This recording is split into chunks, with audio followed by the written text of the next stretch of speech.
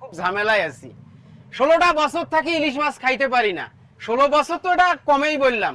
সেই এরশাদের আমলে যখন ছোট ছিলাম, একদম ছোট, বুঝি না, ওই আমার দাদা ইলিশ মাছের কাটা বাইসে বাইসে দিত, আমরা খাইতাম। দাদা সেই মারা গেছে 2006 সালে না 7 সালে, সেটাও মনে নাই।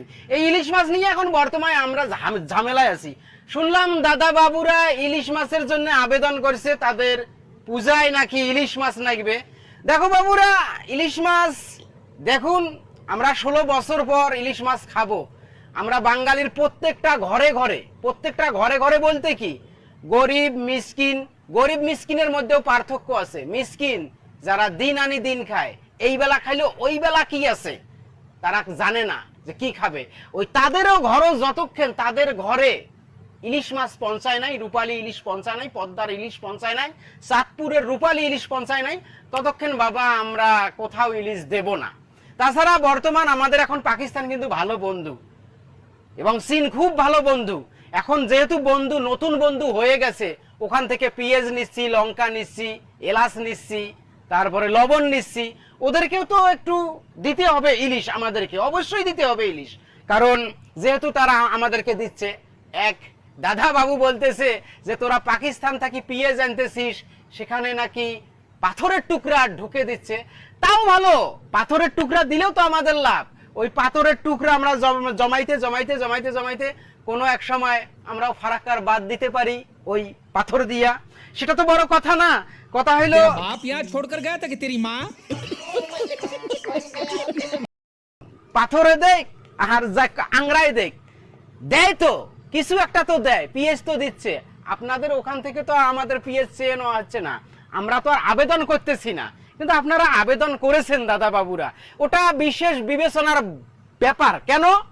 আমাদের বাংলার ঘরে ঘরে 18 কোটি মানুষ না, 20 কোটি আমরা ধরলাম, 20 কোটি মানুষের প্রত্যেকের হাতে হাতে একটা করে ইলিশ যাবে। তারপর যদি থাকে সেই ইলিশ আমরা পাকিস্তানে পাঠাবো, চীনে পাঠাবো এবং মায়ানমারে পাঠাবো, তারপরে ইরানে পাঠাবো। ইরানও আমাদেরকে রসুন দিতেছে কিন্তু এবং ডাউল দিতেছে। হ্যাঁ, পাঠার পর যদি তোদের ইলিশ দিতে হবে না, ইলিশ আমরা খেতে পারি। তো বলিস না যে ইলিশ আসবে না এইখানে। ইলিশ ইলিশ আমাদের মুখে চড়ে, সপ্তাহে সপ্তাহে আমরা ইলিশ খাই, এটাই। তোদের আমাদের এইদিকে ইলিশ না দিলেও চলবে। আর তোদের অবস্থা কি দেখ, এইটা চিন্তা কর। পেঁয়াজ, মরিচ, বিদ্যুৎ লাইন সব কিছু বন্ধ হয়ে যাবে।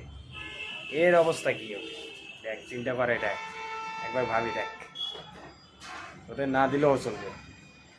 ইলিশ মাছ নিয়ে আমি এমন নয় যে ইলিশ মাছ খেতে হবে, দেখ তারপরও খাইতেছি, এমন নয় যে খাই না, খাই।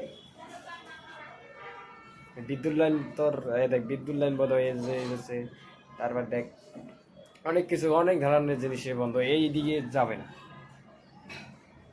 তুই বলতেছিস না চীন থেকে না পাকিস্তানি থেকে আনে পেঁয়াজ মোড় জানতেছে, তার মধ্যে নাকি পাথরের টুকরে দিচ্ছে। ওটা বাস্তবে পাথরের টুকরে, কেন পাথরের টুকরে দেবেই থাকে, তাহলে আমরা আপনাদের দেব, আবেদন করা লাগবে না। তাছাড়া আমাদের ইলিশের যা গন্ধ দাদা, আমাদের ইলিশের যা সেন দাদা, এপার বাংলায় যদি রান্না করি না আর ওপার বাংলায় যদি কাটা তার ওই পায়ে কাটাগুলো ফেলে দেয় নাই, ওই গন্ধতে, ওই কাঠার গন্ধতে ইলিশ মাছের যে ঝোলের গন্ধটা, ওইটা তো কলকাতার আকাশে বাতাসে ঘুরে বেড়াবে। रुको जरा सबर करो।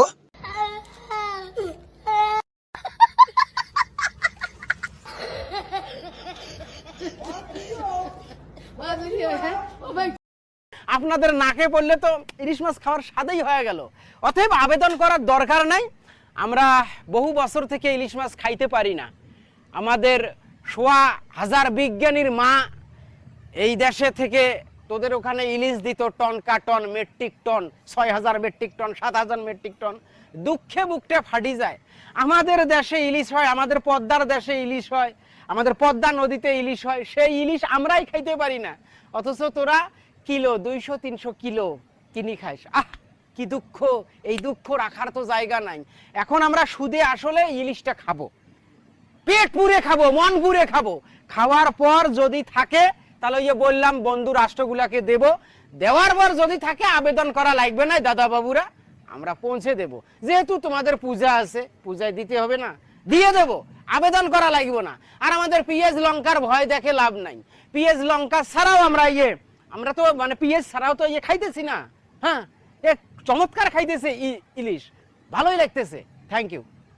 ইলিশ মাছ নিয়ে খুব ঝামেলায় আছে। হবে না ইলিশ মাছ, এই দেখো দেখো, ইলিশ মাছ দিতে হবে না। এই দেখো ইলিশ মাছ, এই যে খাইতেছি। ইলিশ ধর আমার খাওয়ার পাই না, আর এক ইলিশ খাওয়া নাকছে, আর আমি দেখ তোর ইলিশ না, দেশের বাড়ি নাই, এতে ইলিশ না দিলেও চলবে। দেখ আমার ইলিশ, দেখ ইলিশ দন নাই, আমার ইলিশ দন মুখত চলে না। দেখ ইলিশ, দেখ খাইতেছি, দেখ এই যে একটা কাটতেছে আর একটা দেখ থুইছে, ওটা কিছুক্ষণের মধ্যে ওটাকেও কাটবে।